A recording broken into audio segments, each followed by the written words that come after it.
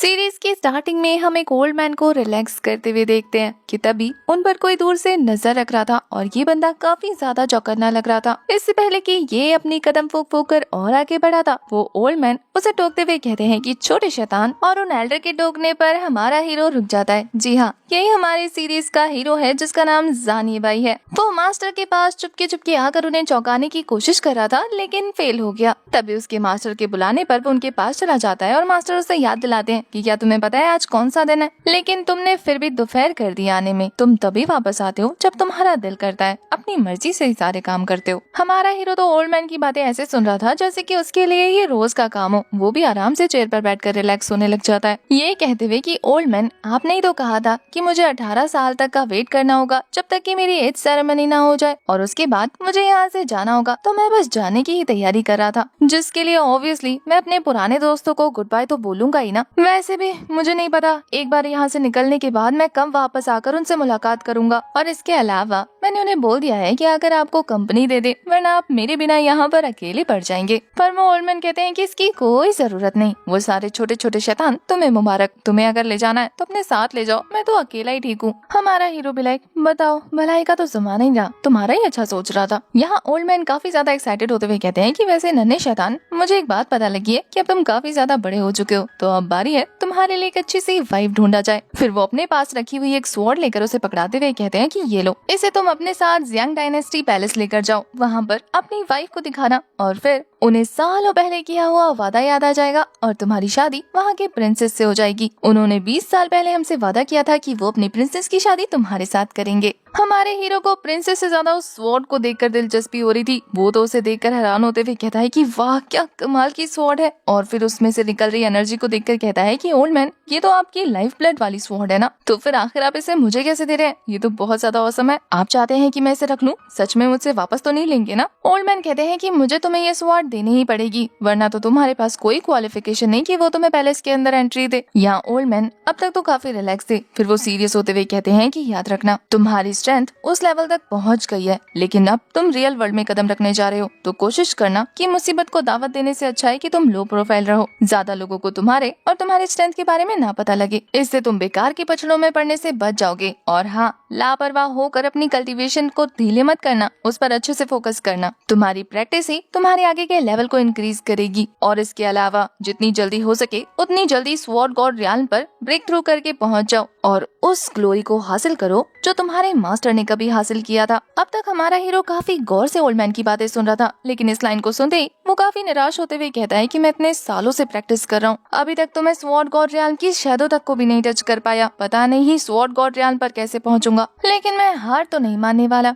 मतलब give up करने वालों में से ये भी नहीं है। इसके बाद वो टॉपिक को चेंज करते हुए कहता है कि वैसे मास्टर, मुझे ये बताइए कि मेरी वाइफ से रिलेटेड आगे और क्या इन्फॉर्मेशन मिल सकती है? आपको अचानक से मेरी शादी का ख्याल कैसे आया? और इसके अलावा मैंने सुना है कि यहाँ से बाहर की लड़कियाँ बहुत ज्यादा खतरनाक है, बिल्कुल टाइगर जैसी। और इसके अलावा सबसे ज्यादा दहलाने वाली बात तो ये है कि आपने कभी मुझे बताया नहीं कि वो पार्टी, सामने वाली पार्टी, एक प्रिंसेस है। इसका मतलब तो वो और ज्यादा खतरनाक होगी। ऐसे में मैं क्या वहाँ की प्रिंसेस को संभाल पाऊंगा? एल्डर उसकी बातों पर मुस्कुराते हुए हल्के से उसे समझाकर कहते हैं कि एक बार अगर तुम स्वॉर्ड गॉड रियाल्म पर पहुँच जाओ ना, तो फिर क्या खतरनाक बाघ और क्या उसका छोटा बच्चा, कोई भी तुम्हारे आगे टिक नहीं पाएगा और तुम सभी को आराम से कंट्रोल कर लोगे। अब ये सब कुछ तुम्हारी एक स्वॉर्ड पर डिपेंड करता है। एल्डर की बातें सुनते हुए तो हमारा हीरो अभी भी आराम फरमा रहा था कि तभी एल्डर उसकी चेयर पर एक जोरदार लात मारकर उसे जमीन पर गिराते हुए कहते हैं कि बेवकूफ लड़के, तुम अभी तक यहाँ पर क्या कर रहे हो? जल्दी से अपना सामान उठाओ, यहाँ से निकलो, लेट हो रहे हो। ऐसा लग रहा है कि हमारे हीरो से ज्यादा उसके टीचर को जल्दी है उसे यहाँ से भगाने की। वो खुद को झाड़ते हुए कहता है कि आप सच में बहुत बुरे टीचर हैं। आपको पता है कि मैं यहाँ पर मे भी दोबारा ना आऊँ, लेकिन फिर भी आप कितने बुरे हैं, मुझे भगा रहे हैं। पर एल्डर का कहना था कि बकवास बंद करो और निकलो यहाँ से।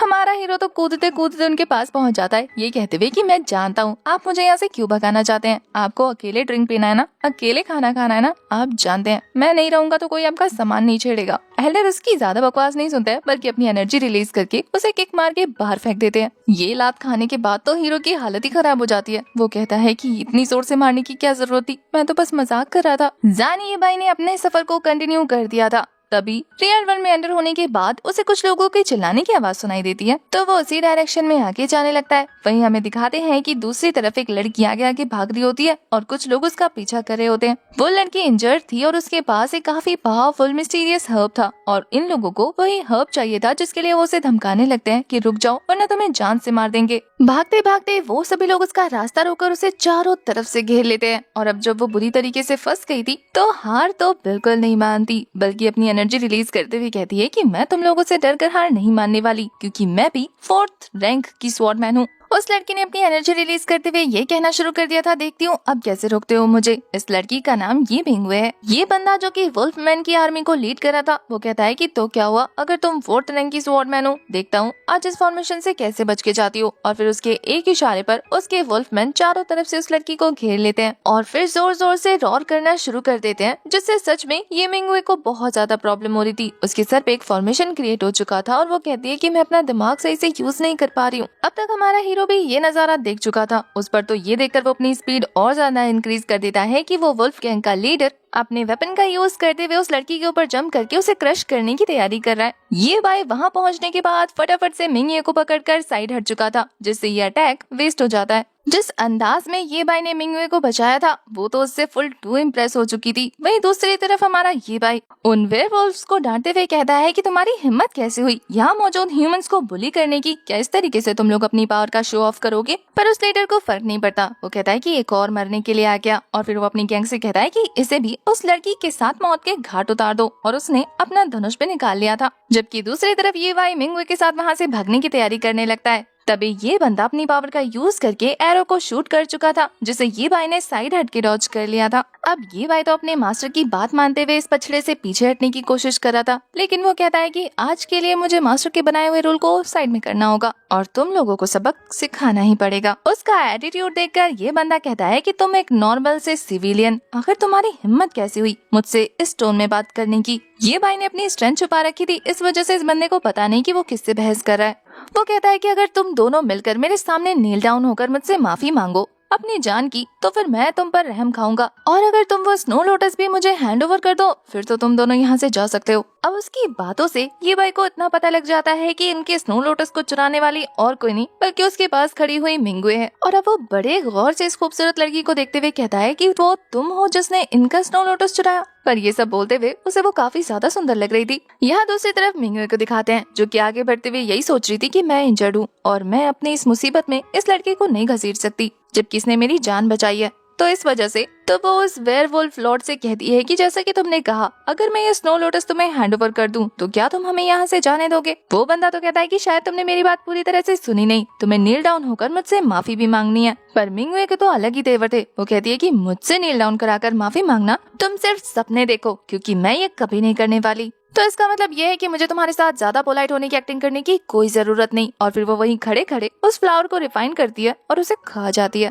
ये भाई भी ये देखकर हैरान था कि इस लड़की ने एक झटके में इस ब्लड फ्लावर को रिफाइन कर लिया। आज तक उसने ऐसा किसी को करते हुए नहीं देखा था। वहीं दूसरी तरफ जैसे ही मिंगवे इस फ्लावर को खाती है ना, उसकी एनर्जी काफी तेजी से बूस्ट अप हो चुकी थी। अब इस प्रेशर की वजह से उन लोगों को दिक्कत तो काफी होती है, लेकिन वो वेयरवुल्फ लॉर्ड कहता है कि आखिर तेरी हिम्मत कैसे हुई, मेरे ही सामने मेरे फ्लावर को रिफाइन करके अब्सॉर्ब कर लिया। पर ये भाई भी लाइक अरे यार ये नेचुरल चीज है, जिसके हाथ लगी उसने अब्सॉर्ब कर लिया, अपनी पावर बढ़ा ली। अगर तुम्हें चाहिए तो यहाँ पर और मौजूद है, तुम कोई दूसरा ले लो ना। अब उसकी बातों से तो इस बंदे का गुस्सा 7वें आसमान पर पहुंच जाता है। वो कहता है कि अभी तुझे सबक सिखाता हूँ, तेरी जबान तो कुछ ज्यादा ही चल रही है। और फिर वो तेजी से दौड़ते हुए हमारे ये भाई के ऊपर अपने वेपन से लगातार हिट देने की कोशिश करने लग जाता है, जिसे हमारे ये भाई ने बहुत ही आराम से डॉज कर लिया था। और अब तो वो भी अपनी स्वॉर्ड को निकाल कर उसके साथ जमकर फाइट करने लगता है, जहाँ काफी देर तक दो हाथ करने के बाद हमारा हीरो उस बंदे पर जबरदस्त अटैक करता है, जिससे वहाँ पर तेज एनर्जी रिलीज होनी शुरू हो चुकी थी।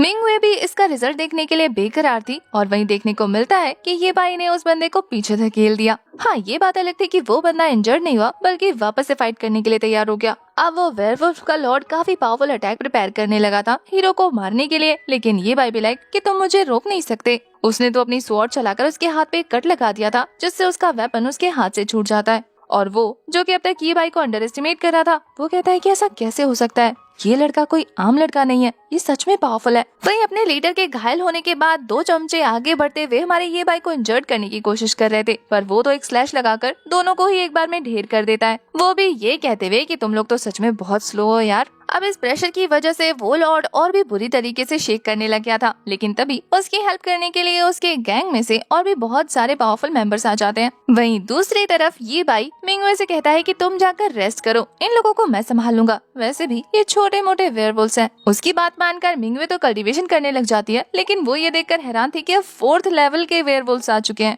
जो कि पहले के मुकाबले बहुत ज्यादा ताकतवर है।